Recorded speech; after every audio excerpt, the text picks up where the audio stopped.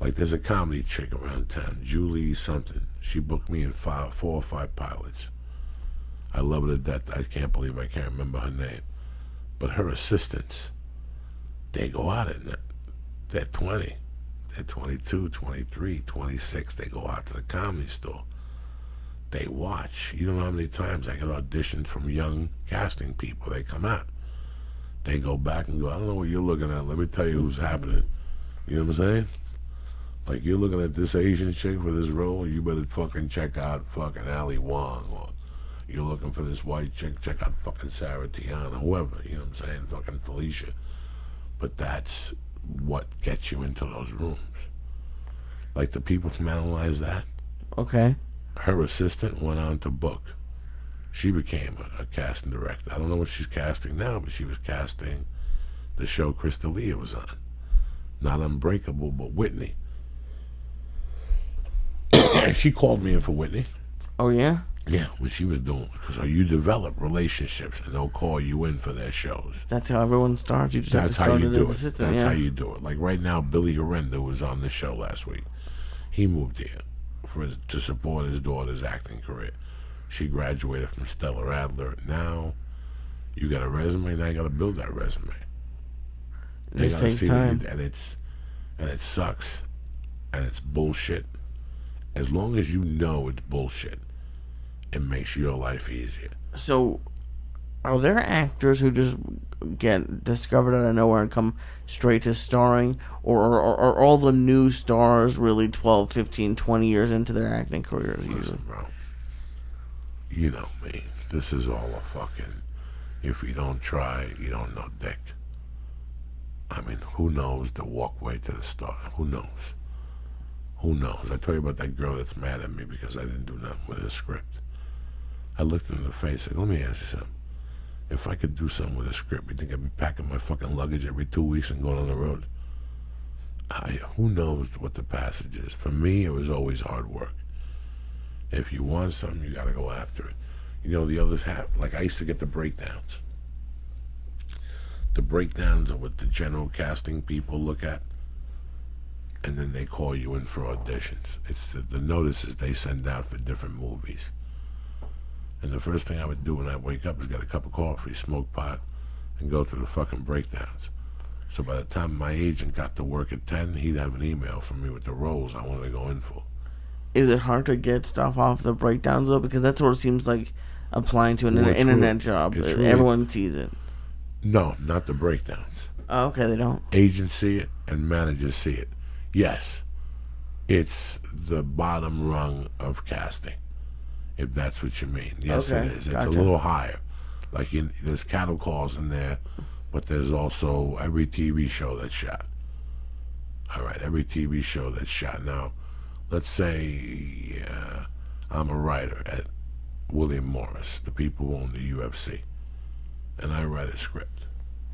But before I write that script, I see who fucking William Morris has. Right? Right, okay. And when I write the script, I'm writing that script with that actor that William Morris has.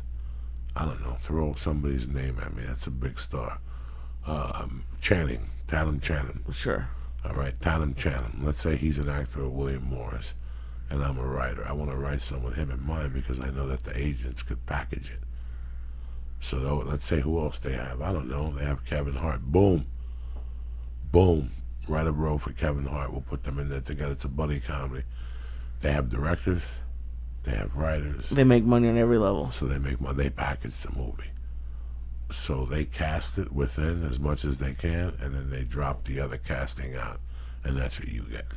Oh, so it's not even like they're great actors. Well, even if they are, I'm sure that they are. But at that high level of the movie, it matters mostly what agency they're on. Yes. Because CAA, ICM, they have literary departments. So they're basically commercials for the agencies.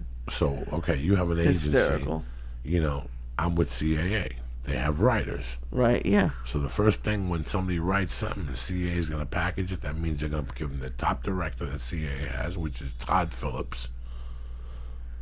Okay, so if I'm a writer at CAA, I know that I could get I could go on IMDb and get the list of their actors and who directors they have, and I go to work, Jack. If it's a great script, I go in and I get this guy and this guy. I attach this director, and I let CAA package that motherfucker. Right. So the breakdowns are the fucking dumplings of what's left. With television, not so much. The problem today with television, people don't know, is that there's so much shitty, all these other Netflixes and all that, they're great, but a lot of them don't pay the big time actors. So the big time actors have figured out that television pays them more. So let's pretend they're looking for a guest star or a mobster. They'll call me in, Lee, and I'll go to producers, but guess what? The day before producers, they already made an offer out. This is the guy from The Sopranos. And they're gonna give it to him. They made an offer. And did they do you get mad because they know that they knew? That's or? part of the game. Okay. You remember that commercial where the guy kept getting hit by a fucking car and shit? Remember for a year, the guy from Good Looking Guy? The guy from 30 Rock, or the guy with the deep voice, I think. No, he was a white guy. Yeah. And he would go, you ever been to a party and this happens? And all of a sudden he would throw like a cannonball off the tree. Right, yeah. What's that white dude's name? And then he would come in, his suit would be smoking. We're talking, I'm talking, not Goodyear. It was one of those insurance companies. Allstate? Allstate. Okay, so I don't know. When they got him, I went to an audition one day, and I saw one of my buddies there, and we started talking, and I go, what are you here for? And he goes, I'm in room 4. I'm in here for whatever that commercial was. But I go, really? What is it? He goes, oh, this commercial's crazy. It's about a guy who gets hit by a car and dragged down the street, and he causes accidents, and he does this and this and this. And dog, I never thought about it. I went downstairs to Petco. I got some cat food. Will Arnett, I think. Will Arnett. It was somebody. This one that looks like him, though. Right. I went downstairs, and I got the cat food, and I got in my car, and I left. Okay. Anyway, I bump into the guy 9 months later, and I go, how you doing? And we start talking. And he goes, yeah, it's been terrible lately. And he goes, you ever see a commercial with that dude? And I go, yeah. He goes, that's the commercial you saw me reading for that day at La Brea, 200 La Brea.